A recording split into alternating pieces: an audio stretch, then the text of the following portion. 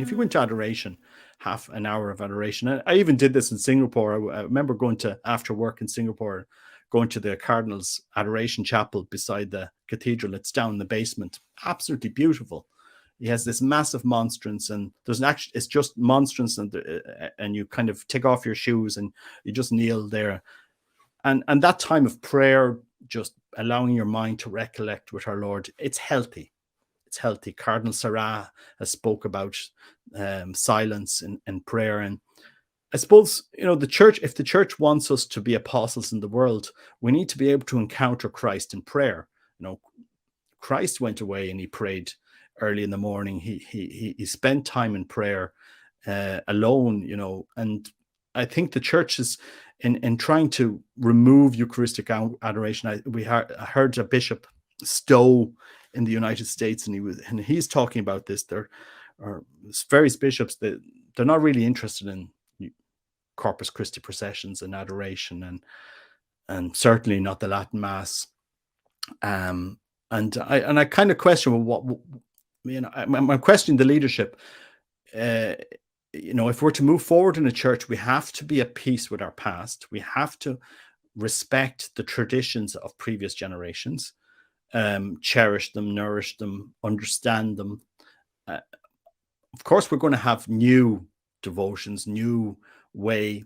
We're going to have new ways of growing our faith, in the sense that new devotions that come along, like when the spiritual exercises start with Saint Ignatius. Of course, they were controversial in this day. Even Thomas Aquinas, his philosophy and theology was slightly controversial in this day. Rerum Novarum, Pope Leo XIII, that was controversial in its day. And the priest that started preaching about Rerum Novarum, a lot of wealthy businessmen, they got very annoyed that priests were supporting unions and all this, which was part of Rerum Novarum. And things, our church will move, flow, but you can't destroy what previous generations held sacred. And I suppose Pope Benedict, he was very measured, very, very prudent in what he was trying to do and what he was allowing.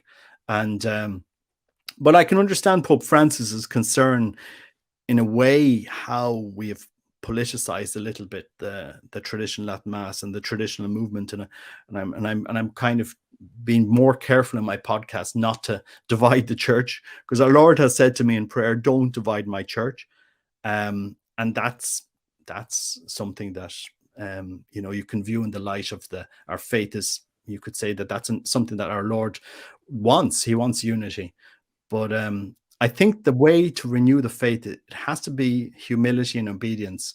And we have to humbly present this to the church, and to bring our Lord into the midst of this, so that the church is then renewed from the Eucharist.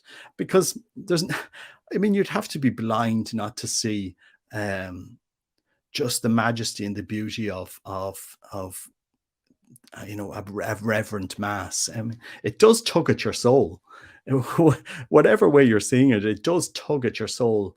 And I've gone to SSPX Masses, but I've never gone to divide the church. I've gone, when we didn't have sacraments. I spoke to a number of bishops, and the advice I was given was, yes, go, Robert, but as long as you're not there denying Vatican II or dividing the church, or and I never do, but I don't obviously hold the SSPX line that the new Mass is evil. I will go to any Mass, but we're scratching our heads why we're not engaging the next generation. We're scratching our heads why young families are not coming to Mass, why there's no vocations. We've sadly feminized the liturgy in such a way that most boys don't want to serve Mass. Mm-hmm. And that's an observation. That's not a criticism. Most boys don't want. It's a girl thing now to serve Mass. If you even have servers, it's a girl thing. And when I went to the SSPX in Ireland, to our nearest, which is the nearest place I can go for traditional Latin Mass. So just to put that clear, you see 12 boys serving Mass there. and you see 4 or 5 brothers, for example, serving mass. So you have whole families there, and that's a formation, Timothy. That you know, getting boys out of beds on a Sunday, all get dressed up, to go to mass, to serve mass, to stand beside the priest, to help move the missal, to incense, to that's a formation. That's a catechesis in itself that we seem to think we don't need in the modern church.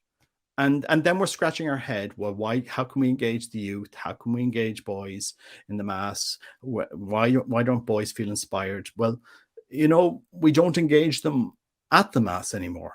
So these are legitimate questions that any loving Catholic will ask without saying, "Okay, you're schismatic" or something like this. I'm simply asking the question, and for then you wouldn't turn around to that family that has 12 kids, or a few families with lots of kids, and say to them, "Now you go across to the Novus Ordo parish," because my son said this all the time to me: "Daddy, I don't want to go to mass. None of my friends go to mass, Daddy, here and where we are." And it's true.